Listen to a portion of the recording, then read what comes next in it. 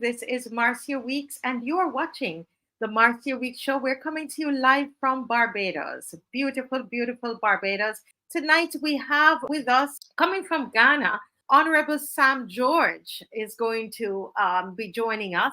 And we're excited about that because we would like to know exactly what is happening to Ghana since they have passed that law concerning the LGBTQ community in Ghana. There's just a lot of discussion all over the world about it, and people are beginning to worry about Ghana. But even before we do that, we want to share the national anthem with you.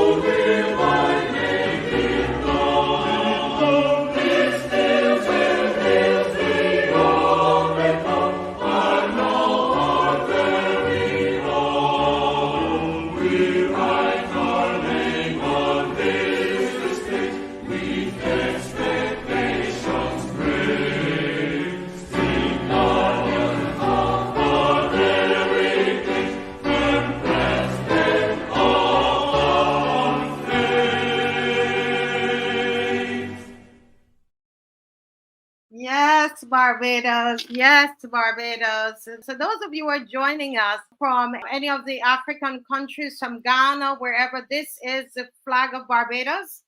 This is Barbados, okay? So whenever you see this flag, because we know the Ghanaian flag, so we want you to know our flag, okay? We have with us one of our guests will be from Ghana, Honorable Sam George from Ghana.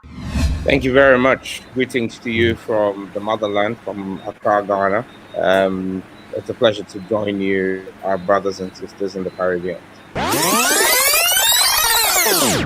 But while we wait on specifically Mr. George, who will be with us at 7 o'clock this evening, I thought we needed to just discuss a little bit about neocolonialism and its impact on Africa and the African diaspora. Because I think some of what we're discussing tonight, as we look at Haiti and then we look at, what is happening in Ghana, and some of the concerns that you hear, people are worried, what is America going to do now, to Ghana? You can't help but think, that we are still so afraid of our oppressors, right? Looking at a definition, so we could have a working definition for colonialism tonight as we start this little discussion here. Britannica tells us that it's a system in which the former colonial masters of a nation continue to dominate their colonial countries, such countries despite them being independent. It includes remains of colonialism that exist in different ways, including the use of colonial languages, marginalization of cultures of indigenous people, and other economic and political means of domination of such indigenous people by their former colonial masters. And especially when we talk about languages, even for us here in the English speaking Caribbean, let's talk about ourselves. We don't believe that someone is properly educated unless they can speak the Queen's English. Because and those are vestiges of the colonial of our colonial rule. So, Ms. McLean, what are your thoughts about the impact of neocolonialism on Africa and its diaspora? Do you see that as an issue that we need to? It very much is an issue, and let me say, if you might allow me, because we may have a viewer from Uganda, which is 6 hours ahead. But if Sharura is watching, I say hello to him because he said he was hoping to catch this. You see, Marcia, your show goes far and wide. But True. the reality is, and you mentioned, you gave a good working definition, and it is really what I would describe as the vestige of the earlier system of colonialism or Mm-hmm. colonization, where Mm-hmm. in the case of a number of European countries, England, Spain, France, and so on, went across the world. I mean, if you take England, Britain, for example, the size of probably, I'm not even sure it's the size of Guyana, if I remember correctly. The world in pursuit of trade, and essentially a minority of people went and dominated significant numbers of individuals in several countries. If you think of India in relation to the UK, and of course the intention was to exploit the resources. As I said, a lot of this started with a search for markets for resources. That informed the relationship. Now, of course, it came with an attitude of superiority, in terms of that what I would call a very racist philosophy or thinking.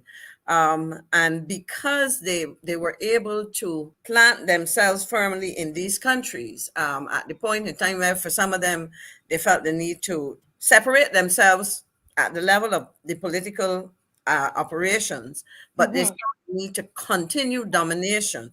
So, in essence, when you talk about neocolonialism, what you're talking about really is a mix of circumstances. You still have economic dominance, political interference, we have cultural penetration or subjugation. You mentioned languages. If you go to a single country like Nigeria, for example, I mean, Mm-hmm. there are so many languages spoken. Now, in fact, even in the context of Africa, the carving up, what I would describe as the carving up of the continent, in a conference in Europe where the colonial powers decided that they were going to divide it up to suit themselves, ignoring perhaps traditional ethnic and religious and cultural differences, or how people came together.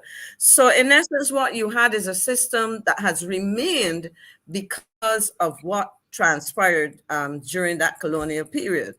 It was the exploitation of these countries for the benefit of the people of the colonizing of the colonizers, the countries in the West. So they often left. I mean, different countries had different types of systems in place, and in many instances they left the countries without proper infrastructure, proper educational systems, etc. And most important, or very importantly, the control of the resources or the wealth of many of these countries by some of these people, I mean, who remained either physically or economically in control.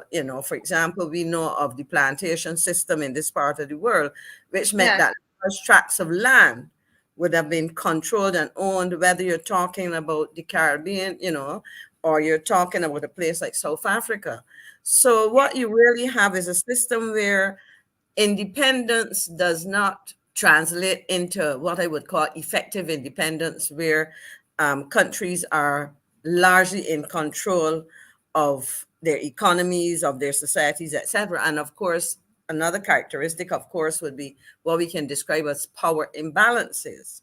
And so really and truly, it is a continuing reality. It is one that has served to stymie or impact negatively on the growth of many of these economies. So that created a number of problems. So on several fronts, we see the continuation of some of the problems created by the systems that went before. And it ends up meaning that unless countries can wrestle control of Yes. of these various factors that people seek to to retain under their control, we're going to have some problems. We can explain what is happening. It is the people's show, right? It is the people's show. They're making sure that it happens.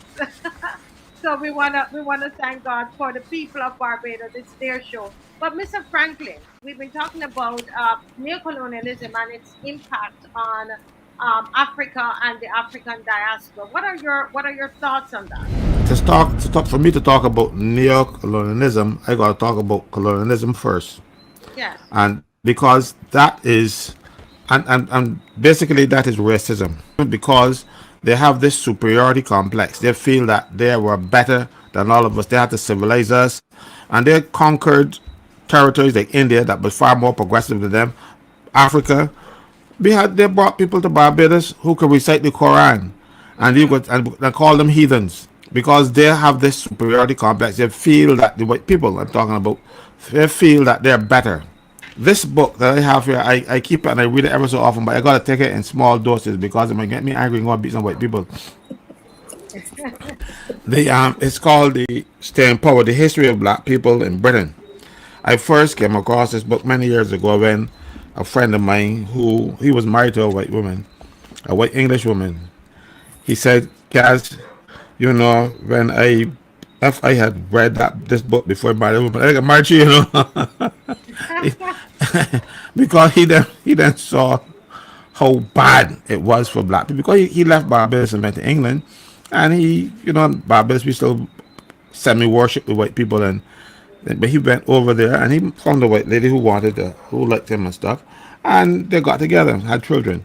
But he told me he would not have married if he knew all the stuff that they did to black people, and they didn't classify us as like blacks, and you were all kafirs, the term that they use for mostly the Indians, you were not black, you were just a kafir. And this book tells me, they said that the Manding men, there was a kind of jealousy too because the Manding men, that they said that their members were, you know, and that the white people got jealous of that too, because they saw that as something that they have to get rid of because they couldn't. I'll tell you what happened when the men, their wives saw demanding men, those fellows who they would go and experiment with it, and it was a death sentence if you got caught. The wife would be divorced or beaten or something. So, but the men got enticed, and if you didn't satisfy the white woman, she would tell the husband, "You're trouble she." So you were between a rock and a hard place. So you better go and do what you had to do and hope that your husband don't find out you live. So it was jealousy, and it was the education because a lot of philosophy, maths, whatever, came from Africa. They wanted to destroy that. They wanted to believe that they were better, and they even imposed this one wife thing on us. This was not part of the African experience. So they enslaved our ancestors, and it wasn't for anything to do with any civilizing the natives. They wanted to make money. They came into the Caribbean and India, but the place is hot. They couldn't handle it.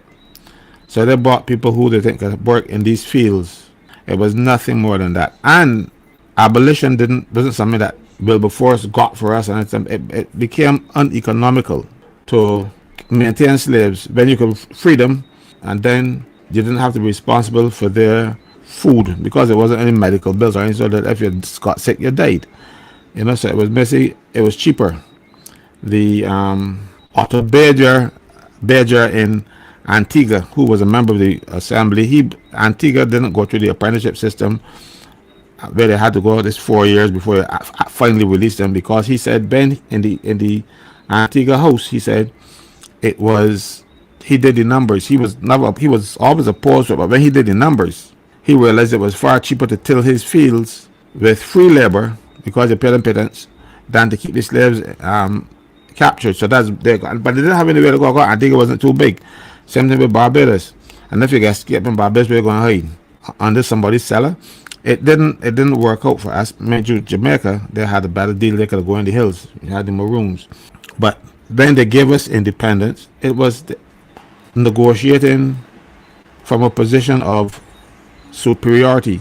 If you remember Joshua Marcy when we had the clip where the guy who was supposed to be handling the chairman of the negotiating group, he was telling Barrow he got apologize for something he said because he figured that Barrow was inferior to him.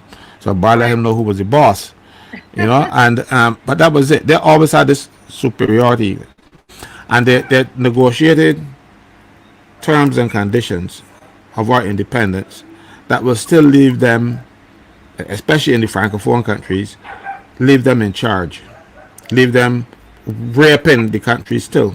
Right now, all it no, France is still in control with the economies of a lot of these francophone countries that they gave independence to the 60s, 50s, and 60s because France got to print the money, France got to do anything. So it is from a position of they believe that they're superior. And some of us allow them to believe that they're superior. So we have also embraced this neo-colonial existence because the black people still think of these people as massa. And that is our problem. We have a collective, and I'm not happy to say it, but we have a collective inferiority complex among black people. There got a few people out there who don't have it, and they would challenge me. But when you look at the majority, that is something that was bred into to us, and it is hard to get it out. It has become part of the DNA. So you would, like Maxine would always complain, but people will talk about a black woman but a white lady. We still have that because it's always a Yeah. white lady, Yeah. I a, a agree. white a Totally white agree a with white you. a white gentleman but a black man.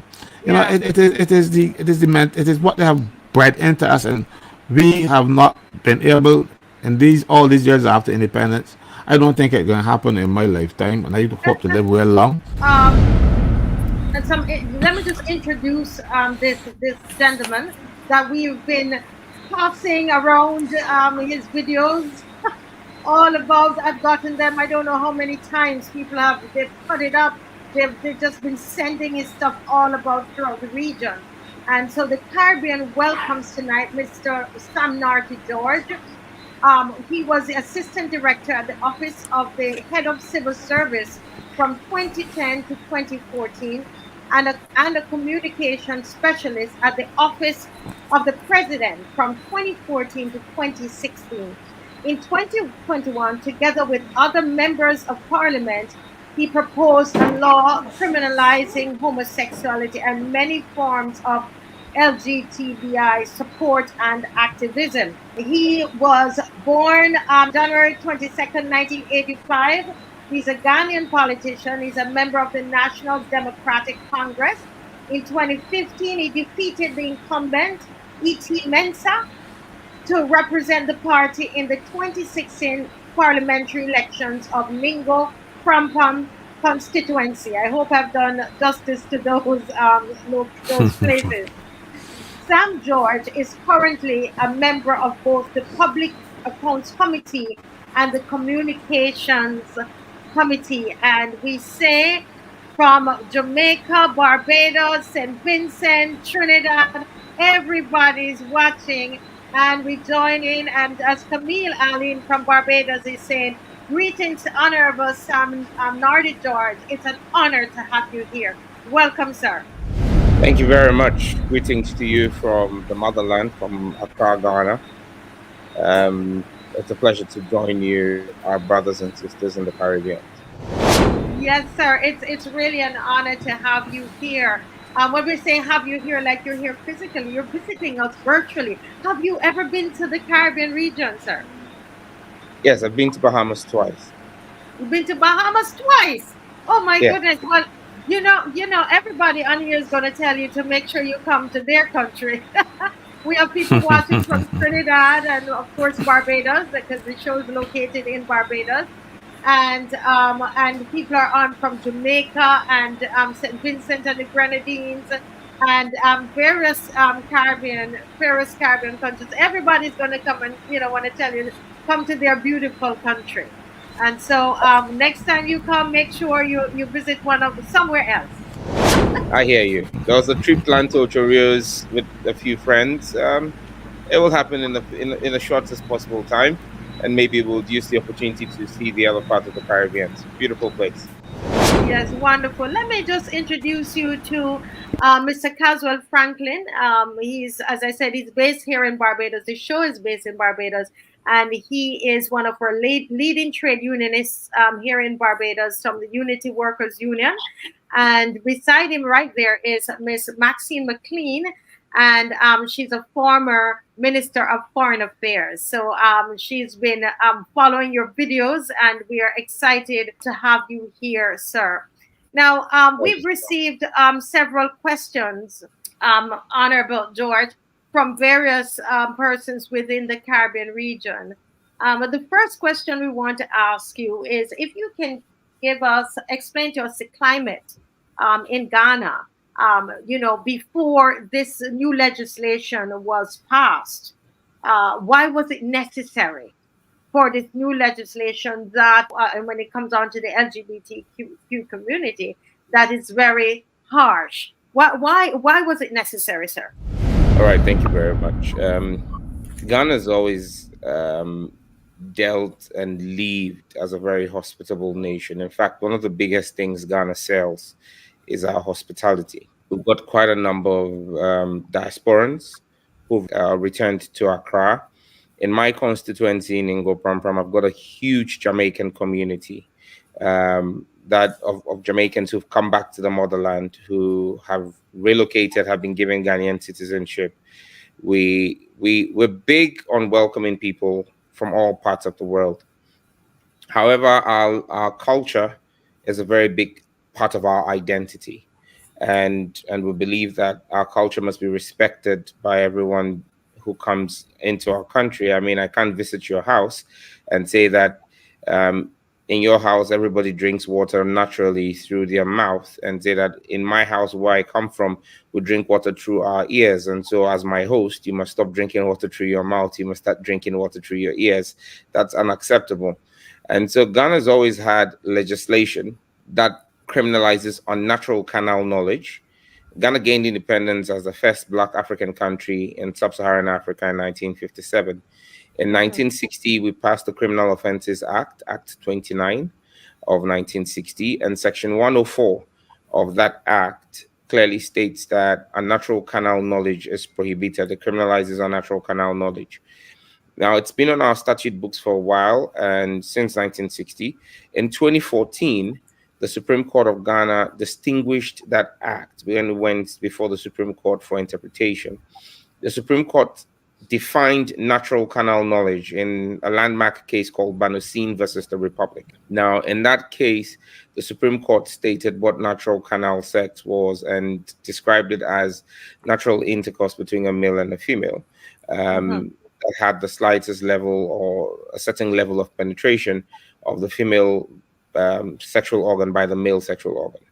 It then meant that anything other than that was unnatural canal knowledge. Now, we've lived peacefully and quietly with people because nobody cares what you do in the privacy of your bedroom. Nobody's going to come into your bedroom to see what's going on in your bedroom. And then COVID struck. And when COVID struck, in 2019, 2020, we had the lockdown in 2020. I spent a lot more time at home with my kids. I've got very young kids. And I got worried and concerned by the content of the cartoons they were watching. Because the very cartoons I watched as a kid, Superman, Spider-Man, SpongeBob, all now had LGBTQ themes in there. And that left me very worried what my kids were watching. And then in January 2021, after we came out of lockdown in Ghana, we saw the opening of what they called an advocacy office. And in attendance at that program, and was funded That advocacy office was funded, and there was an attendance by the EU rep to Ghana, the Australian High Commissioner at the time to Ghana, and the Danish ambassador to Ghana at the time. This was in January 2021. So in February 2021, as soon as Parliament reconvened from our Christmas break, I made a statement on the floor of the House, calling on state security to immediately shut down that office, and indicated that I was going to bring a tighter legislation to deal with homosexuality and the advocacy of it, because this office was supposed to be an advocacy office. And so we're going to deal with advocacy. It took us about 7 months to put the bill together. And in August 2021, we presented the bill to Parliament. The bill has looked at all forms and shades of the alphabet folks, as I like to call them. They're trying to steal the alphabet from kindergarten kids. It deals with all representations of homosexuality, but deals very strongly with advocacy. And if you read the bill that Parliament passed about 2 weeks ago, punishment for homosexuality itself is a fine or a jail sentence that ranges from 2 months to a maximum of 3 years, or both. But the punishment for advocacy it doesn't have a fine. It's straight incarceration, 5 years minimum, maximum 10 years. So you can clearly see that the focus of the bill is to deal with advocacy, because it's with advocacy that they subconsciously indoctrinate the children. It's with advocacy that people then begin to spread the mental malaise and mental illness that homosexuality is. And so we're really looking at that and trying to clamp down on that. So basically, that's the background to the legislation here in Ghana. The Criminal Offences Act still stands, Section 104. But what we've done with this bill is to now take care of things like transgender, like lesbianism. Because if you look at the interpretation that the Supreme Court gave in Banusin versus the Republic, it was impossible then to prosecute lesbians, for example, because it spoke about penetration of the male organ and the female organ. And so you couldn't deal, and that's because the 1960 legislation was focused on gayism, which was the known form or expression of homosexuality at the time. Today, we're speaking of over 96 different expressions of homosexuality. And so we've tried to make the law woke. Let me put it that way. Since they're trying to be woke and push a woke agenda, we've passed the woke law to deal with the woke madness. Wow, very, very, very bold, I tell you. There's a question here from someone in Jamaica, and they're asking, they say, some say that same-sex or homosexual attraction may be involuntary, but behavior is voluntary. How would you respond to the argument that the bill should not punish what is outside of a person's control, their feelings, rather than what is under their control, their behavior? Well, if we were not to criminalize feelings, then society is going to become chaotic. Society is going to become literally a jungle, because people feel broke and have to deal with it. So if someone were to rob a bank because they felt broke, would we say that we're not going to criminalize their action because it's a feeling? If I woke up tomorrow, and this is a question I asked the people from the American embassy in Ghana who reached out to me, and the British embassy, I said to them, if I woke up tomorrow and said I felt American, would they give me access to the United States without a visa? Would I get the benefits of an American citizen simply because I felt like that? We cannot give people rights on the basis of their feelings. Then pedophiles also feel that way. And already they're beginning to make a claim for it and say that they are not pedophiles. We should call them minor attracted persons. Then people feel that they should have sexual intercourse with their own blood sisters or their mothers, and that should not be called incest. We should allow it. So you cannot get rights. You see, rights must be justiciable. It's one of the basic principles in law that for you to demand a right, your right must be justiciable. And for something to be justiciable, you need to be able to define it. And you need to be able to explain that something that's justiciable is objective and not subjective. So how one person feels is a subjective, is not an objective test, it's a subjective test.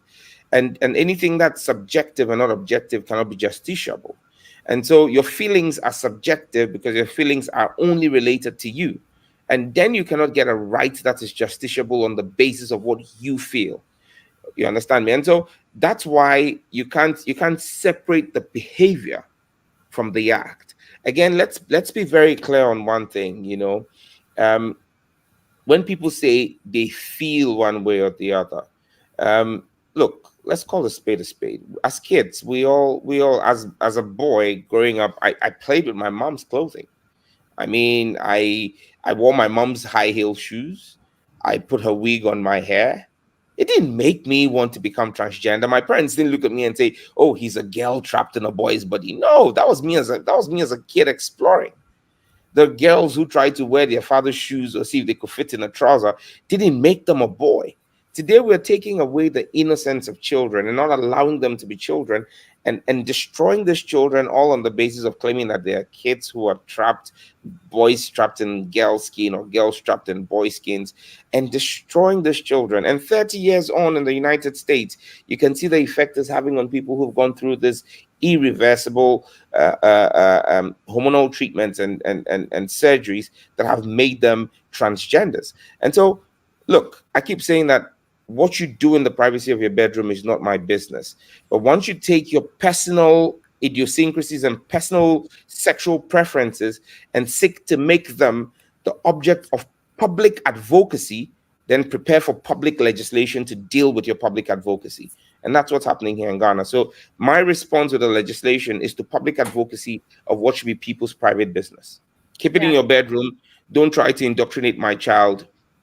And I keep saying this, that if you take every legislation, and I've heard people say that the legislation I've sponsored is an affront to international law. And I've Mm. constantly challenged them from CNN to BBC to whichever platform has interviewed me. I've challenged them to show me which legislation. I say to them that they think the black man doesn't read, but this black man here, this brother here does read. Because the question is very simple. Show me which international legislation gives rights on the basis of sexual preference. None. Mm. Absolutely none.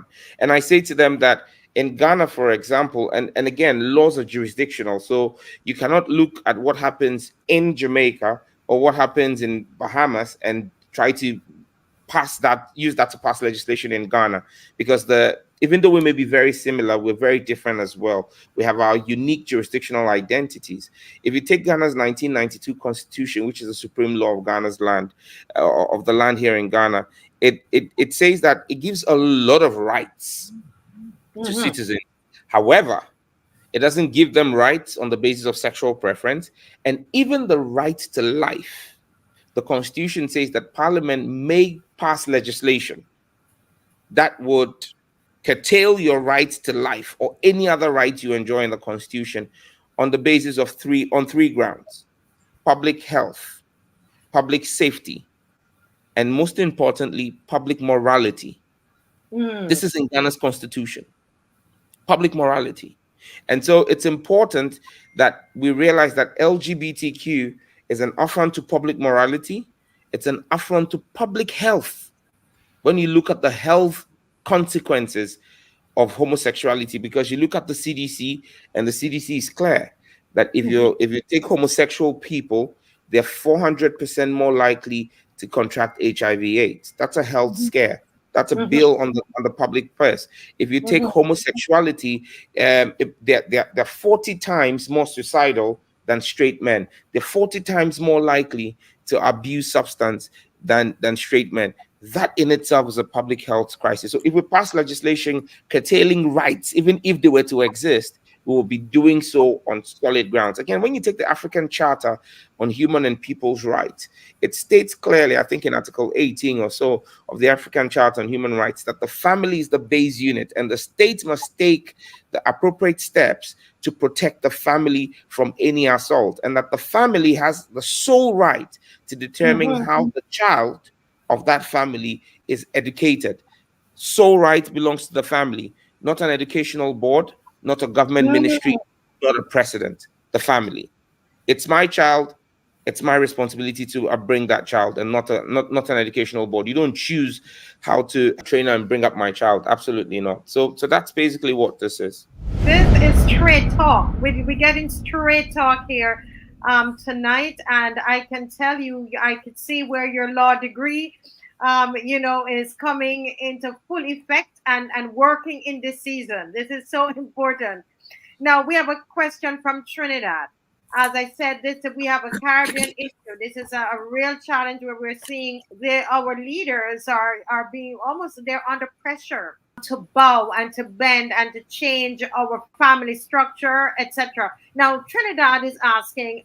It's the question says many of us are here in the Caribbean due to slavery.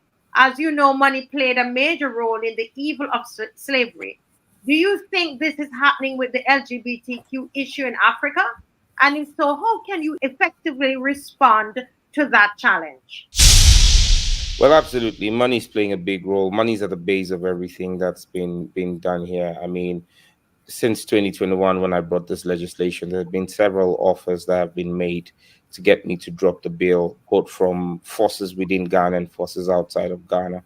First, they've used coercion, then they've used threats, then they've used bribery. It's not going to work because, like I said, if you don't stand for something, you fall for everything. And for me, this battle that I've engaged in is not, it's about two things. It's about the innocence of Ghanaian children, which we want to protect, and then it's about fighting for our cultural identity.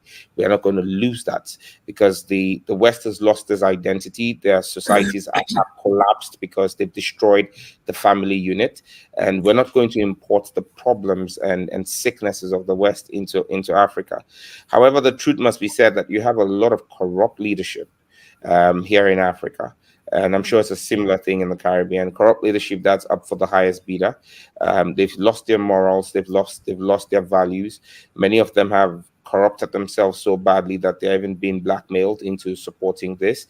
I remember that sometime last year, Kamala Harris actually visited Ghana just because of this bill whilst it was in Parliament, and when she met with the president, there was a staged question by an American journalist to her about the bill, and she stated that she was concerned about the bill and asked the president.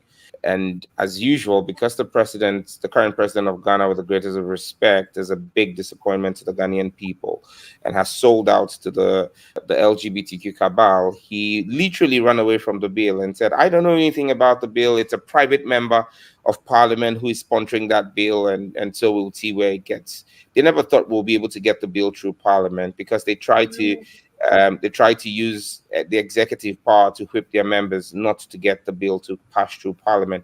But we caught them by surprise and passed it unanimously in parliament without the executive having a wind of it on the 28th of February. Now, after we've passed the bill, our constitution says after we've passed the bill, the president must accede to it. Then on the 4th of March, the president meets the diplomatic corps and makes a promise to the diplomatic corps that he's not going to sign the bill because there is a case in court. There was no case in court, but the president said there was a case in court, in the Supreme Court, challenging Parliament's ability to pass a legislation. This was on the evening of the 4th of March. Boom, 5th of March at 1 p.m. A lawyer who works in the law firm of a friend of the president goes to court to file a case against the bill. So clearly, you could see how this was orchestrated. But again, I've made the point most forcefully in Ghana that the president must go ahead and sign this bill because there have been other instances where Parliament has passed legislation and it's been challenged in the Supreme Court, and the president has said he is exercising his constitutional mandate as president to assent to bills. So he would go ahead and assent to the bill. And if the Supreme Court decides subsequently that the bill was wrong, then the bill can be thrown out by the law can be thrown out by the Supreme Court. So I wonder why now he's changing his standard and saying, I'm going to wait. But this is not the first time they've gone to court. They went to court last year, and there was a 9-member panel led by the Chief Justice herself. And we won that case 9-0 against the LGBTQ cabal. And so we're confident that this time again we will win, even though they've just gone to court. There is enough pressure on the president that's coming from the traditional authorities, the chiefs, the National House of Chiefs, the Christian movement, the Islamic movement, the traditionalists in Ghana, everybody is asking the president to sign. In fact, there is the biggest think tank that is doing advocacy for LGBTQ, which is a right-wing think tank in Ghana. It's called the CDD Ghana. They did a public survey trying to see what the position of Ghanaians were, and Ghanaians were 97% hospitable and acceptable to foreigners coming into Ghana. Mhm. Ghanaians were 91% hospitable to persons of different ethnicity, different religion, and different political persuasion. 91% tolerance levels. When it came to homosexuality, the tolerance level of Ghanaians was only 7%. It tells you Mhm. that we're a very tolerant country, but when it comes to LGBTQ, tolerance is only 7%. We don't Yeah. you're not welcome in Ghana. If you're coming to Ghana for any of the things to taste our good food, our spicy, lovely delicacies, you're welcome. If you're coming to see the slave castles, you're welcome. If you're coming to enjoy the hospitality of Ghana, you're welcome. But if you're coming to Ghana because of LGBTQ, you're not welcome. And I made that case straight to Kamala Harris when the president failed to tell her to her face. I held a press conference and told her she wasn't welcome in Ghana. We're asking her to leave our country. Ghana is not the 51st state of the United States. We are a sovereign, independent nation. And I told Kamala Harris that if anybody wanted to take a lesson on human rights, the United States is the last place we'll go to, because the United States is the biggest abuser of human rights in the world. And if there was anybody who needed help, because she said she was ready to offer help, I am also ready to offer legislative help to the Capitol, the US Senate, to help them pass strict gun legislation to protect American children from being slaughtered in classrooms. They need help. We don't need help. Mr. Sam, Honorable Sam Narty George here from Ghana. There's a question here from Trinidad as well.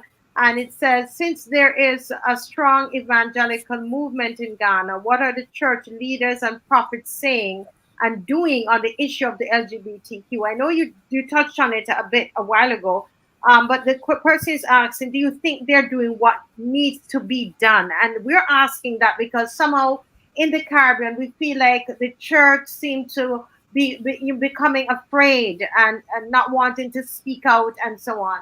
What's happening on the ground there in Ghana? So the church is very big. You've got Ghana having 72% of our population being Christian. And so you've got a huge Christian population. You've got very powerful, what you call Orthodox, the Methodists, the Presbyterians, the Baptists, Mm-hmm. the Catholics, and then you've got a huge charismatic movement, what maybe you call the evangelical movement. Yes. We call them the charismatics here. I'm a charismatic myself, and we do have a lot of pastors coming under the umbrella bodies. So they've got umbrella bodies like the GPCC. The GPCC is the Ghana Pentecostal and Charismatic Council. The GPCC's membership makes up 25% of Ghana's population. So that's a very powerful group. You've got the Catholic Bishops' Conference as well, which makes up about another 15% of Ghana's population. So between the GPCC and the Catholic Bishops' Conference, you have about 40% of the population in just those two groups. Now, Mm-hmm. we've had those groups endorse this bill. In fact, on the day when I presented the bill to the Speaker of Parliament, I had the leadership of all of these ecumenical bodies accompany me in Parliament to do the presentation. Wow. It was a show of strength. It was a show of force. I had the national chief imam, who is the spiritual leader of Muslims in Ghana, and we have 15% of Muslims. And he sent a representative to follow us to do the filing as well. But if you ask me, in all honesty, do I think there's a lot more the church can do? Certainly, there's a lot more the church can do, because I'm a member of the church. I mean, I grew up in the church, and the church taught me several things. This fight is not supposed to be my fight; it's supposed to be the fight of the church. Mm-hmm. But I sit in Parliament, and I've taken a legislation. They pray for me, they support me, and my colleagues. But you expect them to speak more forcefully, and it is obvious. I know for a fact the American ambassador to Ghana, Virginia Palmer, who's a very big gay lobbyist, because I followed her work in Malawi all the way to when she was kicked out of Malawi because the church in Malawi rose up against her, and then she was then moved into Ghana, and she's basically visiting all those men of God in their homes and trying to lobby them to soften their stance or stand down on in their support for the bill. She and the British High Commissioner are doing that. I know the EU Commissioner is doing same. And the thing is, at times, some of the men of God look at the fact that they've got branches in Western countries of their churches, because you've got a number of these Ghanaian churches having branches in the US and in Europe, and they begin to think about the bottom line, which is the dollar. But I believe that ultimately they need to know that this is about their faith and salvation. It's not negotiable. Like I keep saying, the innocence of Ghanaian children cannot be bought. For all the jewels on the crown of the British monarch, you can't buy the innocence with all of that. I won't sell it to you. And so, yes, there are a few of them who stood up and said to the ambassadors, "To hell with you." I can readily mention the head of the Assemblies of God Church, the general superintendent of the Assemblies of God Church, Reverend Steve Wengham, who's blatantly said to them, I'm not going to back down today. I'm not going to back down tomorrow, because we support Sam George and believe in what he's doing. The head of the largest Pentecostal church, the Church of Pentecost in Ghana, which is huge. The Church of Pentecost is huge. The Church of Pentecost has almost 5 million members. They've made it clear to the president that they will not support homosexuality. They've made it clear to the foreign missions as well. The Catholic Bishops' Conference last week issued a statement telling the president that if he refused to accede to the bill, we have elections in December this year, they will campaign against him. They made it clear to him they will campaign against him. And the Catholic Church has 5 million members as well. And so they've made it clear to the president that they will campaign against him and his party. There are few of them who are not able to come out strongly, but we've got a few good men who are still standing for God and for what is right. This is tremendous. I mean, I could just imagine what you felt being in Parliament, presenting this bill, and with all of these representatives there to support you. That must have been, very, very powerful. From Barbados, there's a question. Why do some, and do you consider the LGBTQ movement a sinister neo-colonial plot? If you do, how can you break this down so that the average man and woman understands its danger for Black people? All right, you just need to understand what it is that this LGBTQ movement is. Until 1976, LGBTQ or homosexuality was considered a mental illness in the United States. It was treated the same way as schizophrenia. And if you took the DSM, the Diagnostic and Scientific Manual, that was used to train medical doctors in the United States up till 1976, homosexuality was considered a mental illness. Now, when they decided to declassify it as a mental illness, it wasn't based on scientific research. It was based on an opinion poll of 6,000 Americans. 6,000 Americans. I mean, really, that's what they used to declassify homosexuality as a mental illness.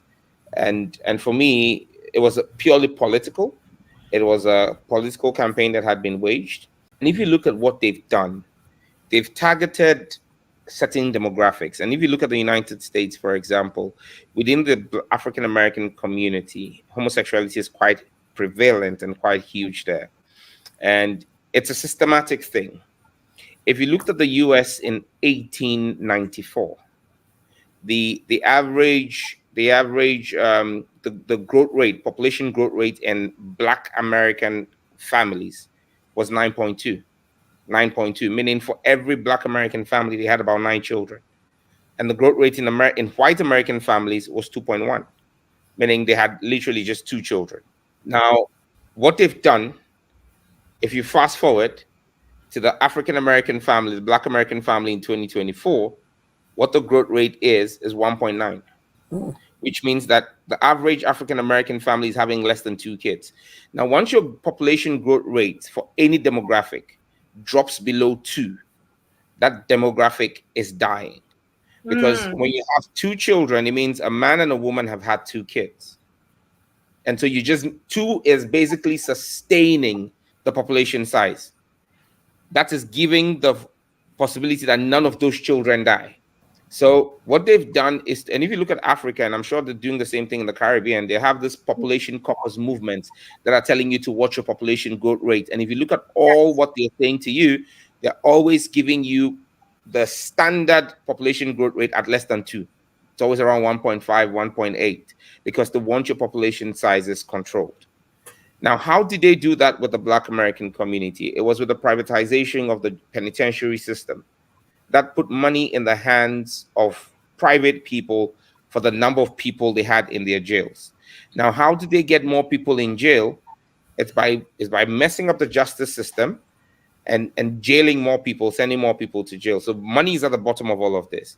And so you then realize that, and I'm sure you've seen this complaint in America, that a crime a white man does and gets a fine or gets a short sentence, a black man does it and gets life or gets a very long sentence. The two different justice systems in the US. So what they then did was to begin to pick a lot of young Black Africans or African Americans and incarcerate them between the ages of 15 to 25 and give them long sentences. So they give them sentences of between 20 to 40 years. Now, these young men get incarcerated at the peak of their sex drive. How do they deal with this? They have to turn to homosexuality in prisons. Now you have all of these young men locked up between 15 and 25 for 15, 20, 30 years. They come out of jail after 40, where their sex drive is declining, but they've spent all of their active sex lives being gay, engaged in sodomy. And so they don't have an appreciation of what family life is. They don't have an appreciation of procreation the natural way. Now that's what they've done to control the Black population in the West.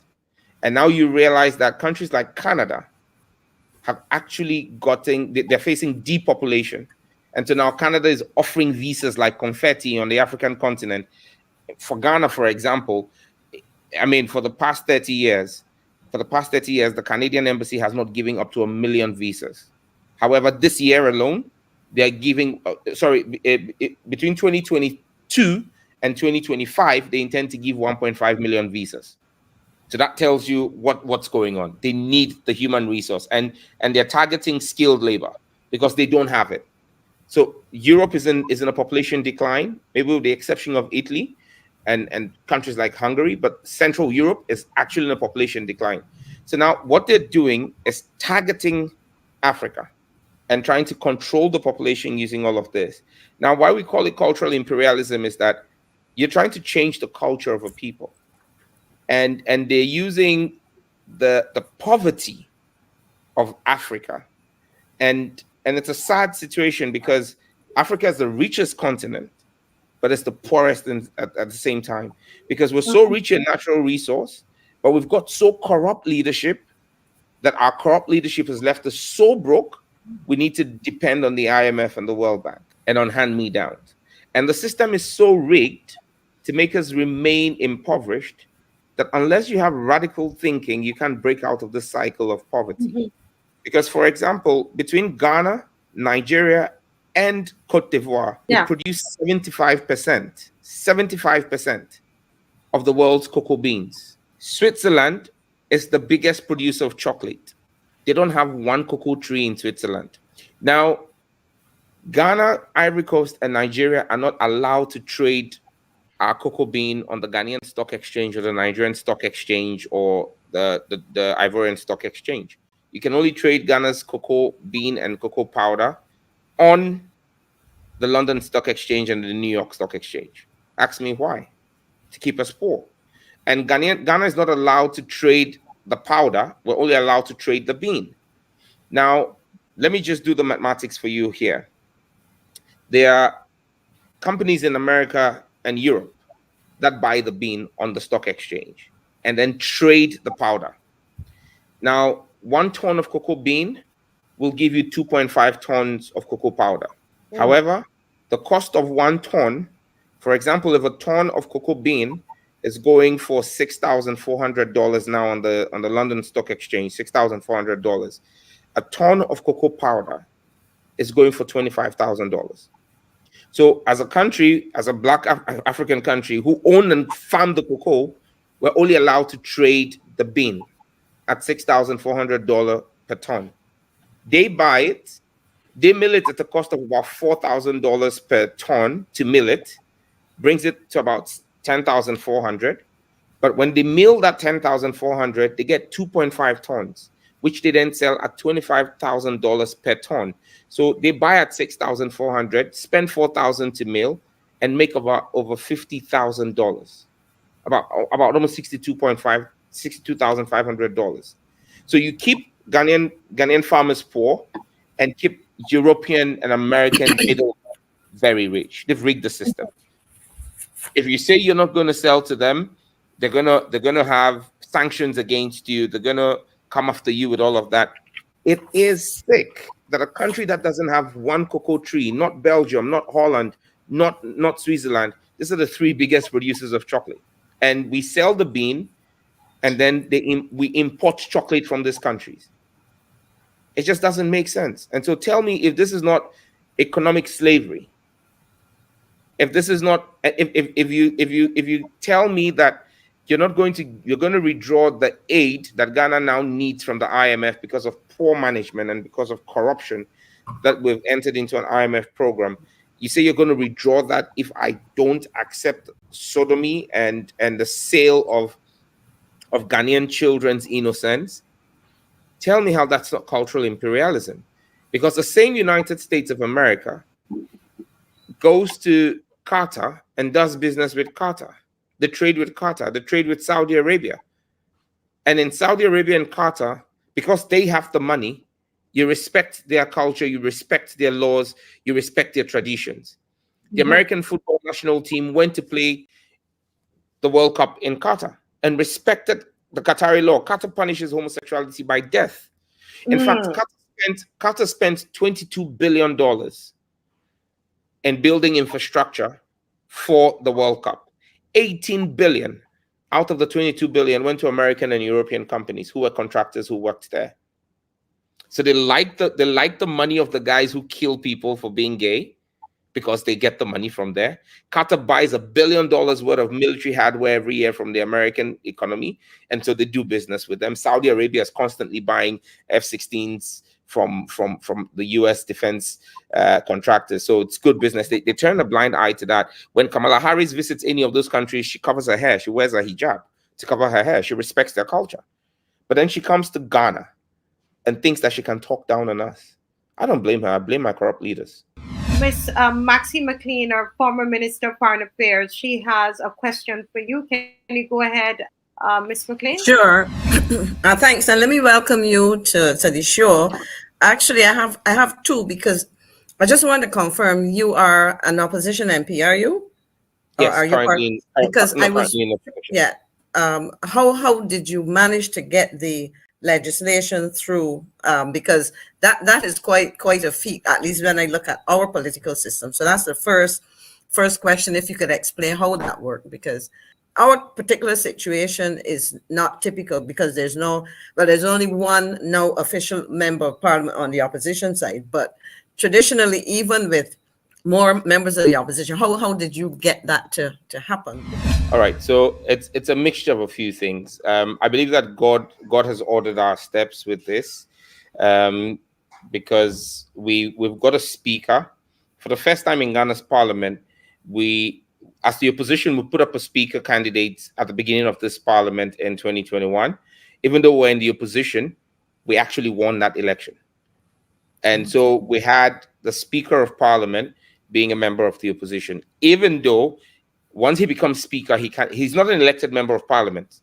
Okay. So he doesn't have to be partisan. And we've had our fights with him. We think that we elected him, and many times he takes a stance against us.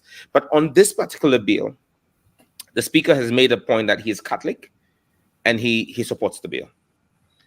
Now, we have decided to use what I will call soft diplomacy. The gay lobby calls it blackmail and intimidation. Different strokes for different folks. What I've basically done is, for example, when the bill was at committee level, the chairman of the Committee on Constitutional, Parliamentary and Legal Affairs is a member of the government side. And he frustrated the bill for a whole year. I mean, on clear instructions not to get the bill to go through. And so what I did was to reach out to the churches in his community, in his constituency. I reached out to the churches in his constituency and said, this is what your member of parliament is doing. He's using his office to block this bill. Is that what you really want?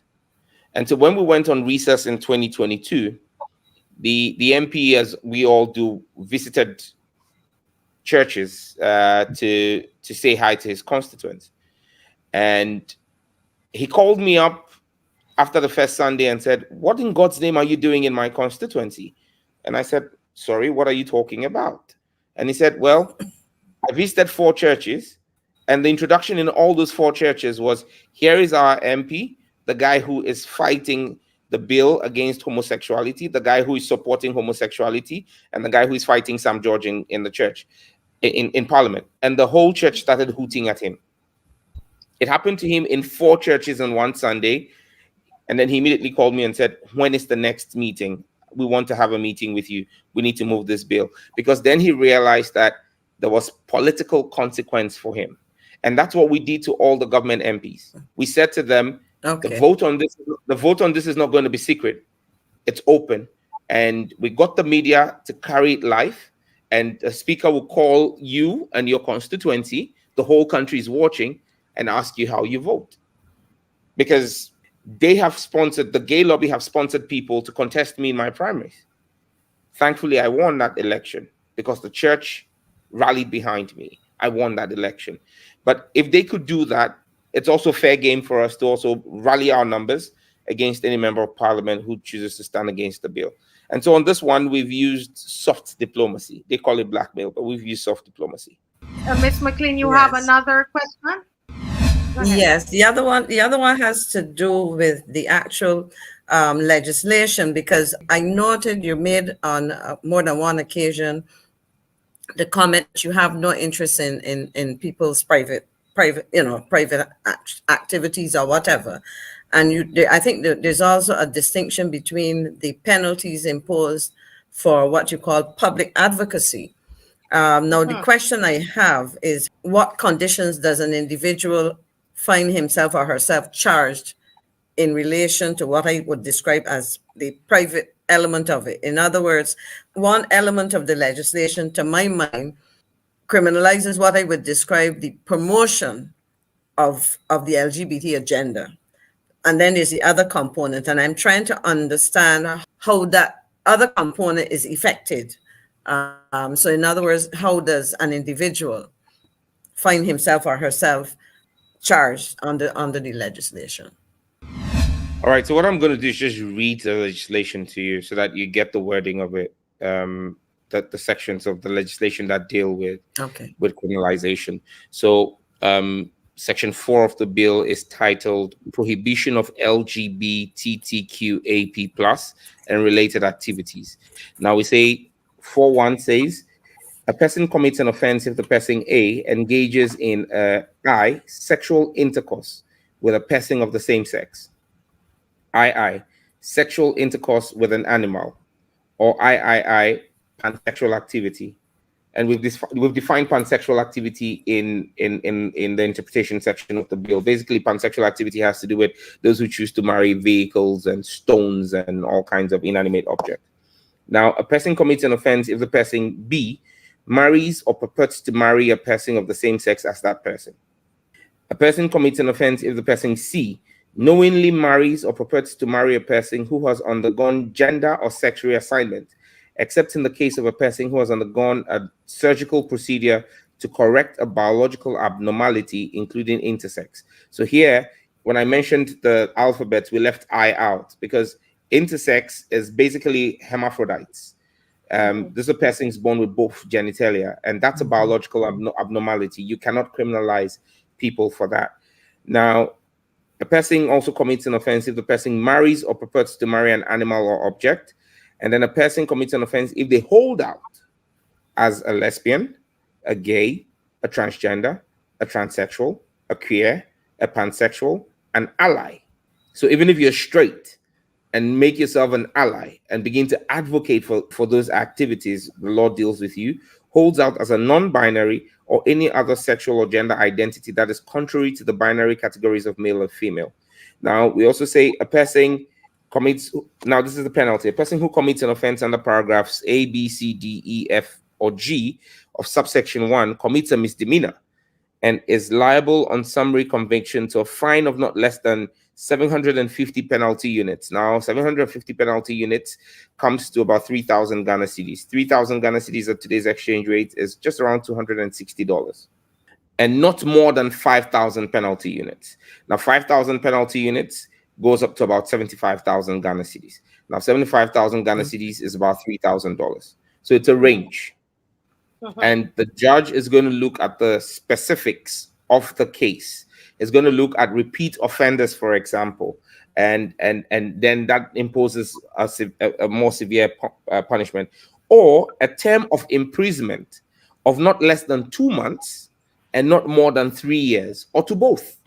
So we give the judges a wide spectrum to allow them choose what kind of punishment they want to give for the activism. And now, again, you need to bear in mind that for you to be found guilty, the prosecution has to establish a prima facie case against you. They have to be able to show evidence. It can't just be on allegation, because there needs to be evidence of it. Because we try to set the bar high so that it doesn't look as though I don't like you, I make an allegation against you and claim that you were involved in it, and then you just got thrown into jail. No, no, no, no, no. We're still trying to make sure that people get a fair trial, because that's one thing that this bill, and that's one thing I'm very proud about, that this bill is very balanced and tries to look at both sides of the coin and ensure that people have their rights. Now, when it comes to advocacy, which, like I said, is the real intent of the bill. And the thing is, you can't criminalize advocacy without criminalizing the activity that is being advocated for. But the real intent of the act is advocacy. So when you come to section 10, we call that prohibition of propaganda of, promotion of, and advocacy for activities prohibited under this act. Here we say that if you use a medium, that's any media platform, technological platform, so whether it's Facebook, whether it's Zoom, whatever technological platform you use, you commit an offense, and you are liable on summary conviction to a term of imprisonment of not less than 5 years and not more than 10 years. There is no option of a fine here. And in this one, it's easier to prove in court, because once you do advocacy, there is evidence of it. Because advocacy is most times on radio, or even if it was in a public or a setting face to face, someone will have a recording of you doing the advocacy. And once we get you doing advocacy, you're locked in. In fact, in 11, we bring in prohibition of propaganda of, promotion of, and advocacy for activities directed at a child. So 10 is general, 11 is specific to children, and in that case, the lowest punishment is 6 years, and maximum is 10 years. Because again, we need to make the advocacy aimed at children, because we've seen them go into secondary schools and even as low as primary schools to try and tell children that you can love yourselves. In fact, we had to fight the introduction of comprehensive sexuality education into the Ghanaian curriculum. They tried to bring it using UNICEF and UNESCO, and it was a huge fight. In fact, the government of Ghana had already gone to take 25 million euros for that. We told them you have to vomit that money, because we're not going to accept it. And we kicked it out of our school system. And so that's what's in the bill. But there is a fantastic part of our bill that many people don't know, and the gay community don't like to talk about. It's section 17. I was very awake to the fact that we had extrajudicial treatment of persons on the allegation of being involved in homosexuality, where you see that people are lynched, people are beating up. It's unacceptable. And that's not something we're going to accept. As a lawmaker, I hold the view that even criminals, even armed robbers, have a right to a fair trial in a competent court of jurisdiction. You can't just lynch people. Then there is no difference between us and animals. And so in section 17, we introduce what we call the duty to report and prohibition of extrajudicial treatment. Now it says A person who has knowledge that an offense is committed under this act shall report the commission of the offense to a police officer, or in the absence of a police officer, to a relevant authority of the community in which the offense is committed. Again, in the interpretation section, we've defined relevant authority to include traditional authority, religious authority, political authority. Then 2, a relevant authority to whom a report is made under subsection 1 shall within 3 days of the report ensure that the report is lodged at the nearest police station. Then 3, and this is where for me it's critical. This is what I think makes our law very unique.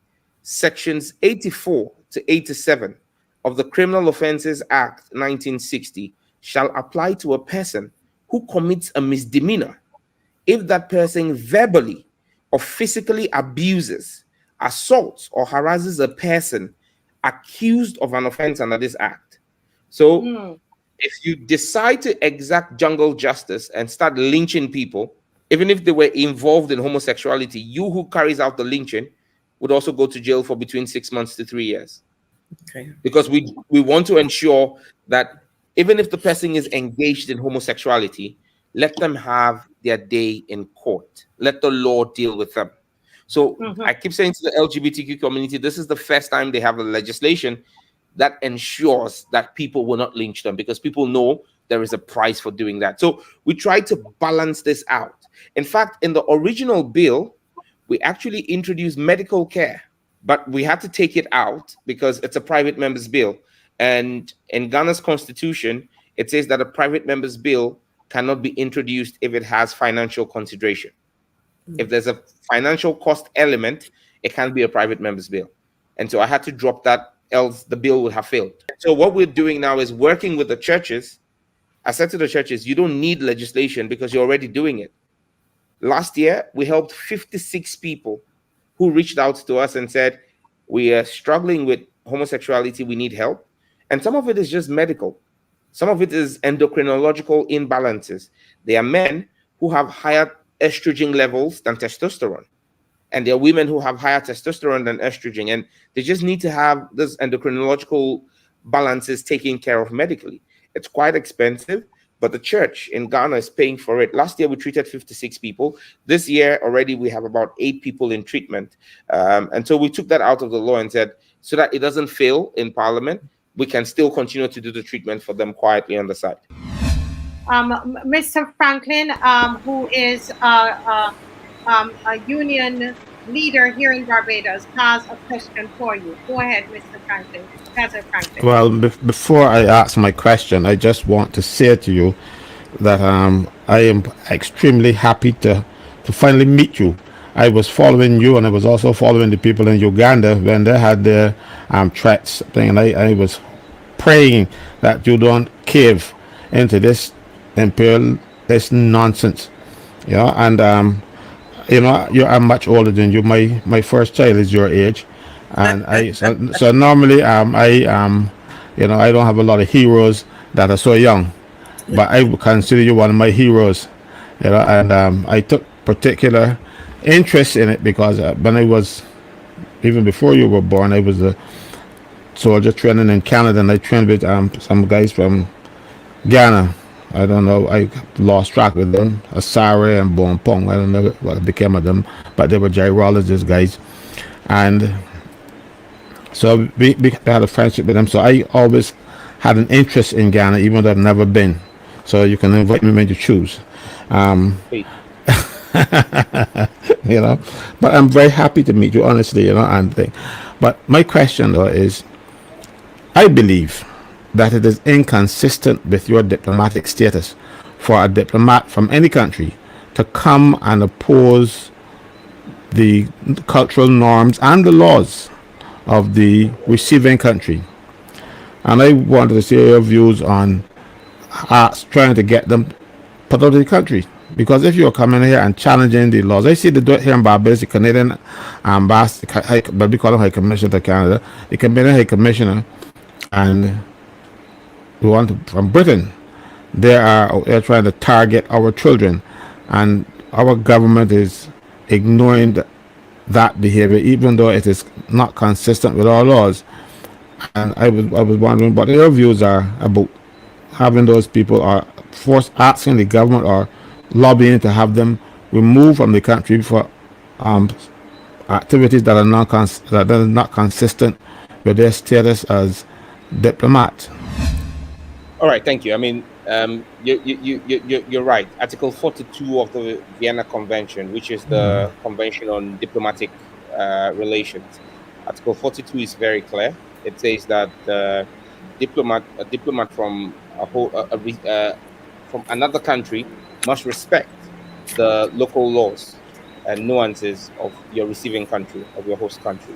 And so it is extremely wrong for foreign diplomats to be pushing such agenda in other countries. But look, it's economic. We just need to call it as it is. You don't see the American ambassador to Saudi Arabia or the British High Commissioner or British ambassador to Saudi Arabia doing some of these things. They will expel you. It's possible to fight those fights. And I'll give you a typical example. In 2021, when I started my advocacy and started pushing this bill, the then Australian High Commissioner to Ghana um, publicly took me on. He attacked me in public. I went to the stadium to watch one of our biggest local derbies. He was there with the Lebanese ambassador and I think the Kuwaiti ambassador, who are my friends, and they were seated in the presidential stand where I was seated as well. So the gentleman that I was, even though we had a heated argument on radio, I walked up to them and said hi, shook hands with the Lebanese and Kuwaitis who were my friends, and stretched my hand to say hi to him because I'm, irrespective of what it is, I'm still a gentleman. I consider myself to be a gentleman. And the ambassador actually hit my hands off and used the F word on me. And then I said to him, "This is my country. And you insult me this way, I'm going to get you beating up in the stadium." And so I walked downstairs from the stands, and I mean, the supporters of the football club that I support, Accra Hearts of Oak, were standing around me. And then the ambassador came down again to accost me downstairs. And when he came down, everybody was looking at him because he was this white guy. And then I just raised my voice and said to them, "Well, this is the white guy who's saying that they should sodomize our kids." And immediately the fans just jumped on him. It had to take the military at the stadium to rescue him. Now, that was a Saturday. That was a Saturday. Monday morning, he had a petition before the Speaker of Parliament, saying that I should be censured in Parliament because I had led a mob to attack him. So what I then did was also get my constituents. I got about 200 of my constituents to write letters to the Australian High Commission, the Australian Foreign Mission, Foreign Ministry in Australia, and the Australian Parliament. And we chronicled a number of the things he had done. In 3 weeks, he was withdrawn.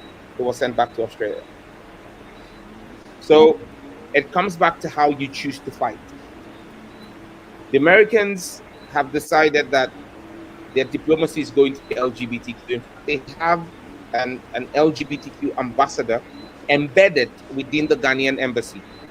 And not just in Ghana, in several countries. They have a rep of LGBTQ rights in the embassy, whose job it is to push a lot of this ideology. It is against the Vienna Convention. If you have a president who is strong, for example, Uganda has a very strong president. I mean, I may not agree with him in everything because I believe in democracy and the right for the people to choose. He's been president for over 27 years, Yoweri Museveni. But he's been strong enough to say to the diplomats, if you stay in my country, you respect the laws of my country, and you cannot be involved in the local politics of my country. Until our leaders begin to take that stand, you're going to have these diplomats running riot. And I asked Virginia Palmer, the US ambassador to Ghana, I said to her, do you think the Ghanaian ambassador to the United States could go on radio and criticize the American people for criminalizing polygamy? Would you accept that? The United States is imprisoning people for polygamy, which we practice and accept in Ghana as a cultural practice. But our ambassador to the United States respects the US law and doesn't speak about it because he respects the host country. So if you think polygamy is wrong and we think homosexuality is wrong, why don't we respect each other's views? So it comes back to the leadership of the country and how firm they will be. That's really what it is. Thank you so much. Thank you so much. I know this is getting it's 12:08 Yes, in it's past Ghana right midnight. now. It is I've got a very past early morning. midnight, and we to ask him for 1 hour, and he's gone over by 8 minutes. I'm so conscious of that. So I just want to say to you, sir, thank you so very much for being Pleasure. on. I'm going to keep in touch with you via phone because, listen, we have some things we've got to deal with here in the Caribbean region, and I suspect we're going to need your help. So we want to thank you for joining us tonight. It's been very educational, I must say, very educational, very, very motivational as well. Thank you. It's great to see. Marcia, before you finish off his segment, I would ask him if he would be gracious enough to send us a copy of that bill or that act. No. I will send it straight to Marsha, and I'm sure Yes, she'll thank you. appreciate. Yeah. Yes, yes, and I'm sure everybody on there thanking you to for being here tonight, and it's a big sacrifice to you. Sir, can you in just take half a minute? What do you want to say to Barbadians watching and to those in the Caribbean as it relates to this fight that we're dealing with the same thing here? What do you say to us, sir? There is nothing more important than the innocence of your kids, and this is about your future. I've told people that whatever the cost this is to me, whether it's personal, I mean, we've had embassies turn you down, visas, and all of that. I can't change a single dollar anywhere in the world if I traveled. I've been put on they claim I'm doing money laundering. It's all meant to just shut me up. But I tell my people in Ghana, I say to them, the independence of Ghana came at a huge price. It came at a huge cost. But we're proud today to be an independent state. We sparked a whole revolution on the African continent. In 1957, when Ghana gained independence, they said it wasn't going to be possible for us to run our own affairs. They said we didn't have the human resources, the manpower to man even the civil service. It came at huge cost to us, but we pulled it off. This is for our children. We need to pull this off for our children. We need to hold the family, the unit that is fundamental to life. We need to hold it. It's going to come at costs. Don't get it twisted. It's not going to be easy. It's not going to be cheap. It's going to be expensive. It's cost me an arm and a leg to push this bill. It's expensive. It is tough. It is going to come at, I mean, I get hate mail from across the world. They've moved away from me. Now they're attacking my wife, attacking my children. It comes at a price, but you need to be ready to stand for something. And look, this is about who can hold their breath the longest, because they will buckle. They will finally buckle. But we just need to be to persevere and show perseverance. And I believe we'll pull this through. And the moment we all begin to create the synergies across the pond, from the Caribbean through Africa, I believe that we will hold something that's right, and God will come through for us. But most importantly, we need to add a lot of prayer to this, because trust me, this fight, whether you're a Christian or not, whether you're a spiritual person or not, believe me, it's not just a physical fight. It's also a very spiritual one. And so you need to be prepared for the journey both ways. It's a tough one, but it's one that is winnable. Trust me. Yes. Thank you so much, Honorable Sam. Thank you. Take care. God bless. Bye bye. Good night.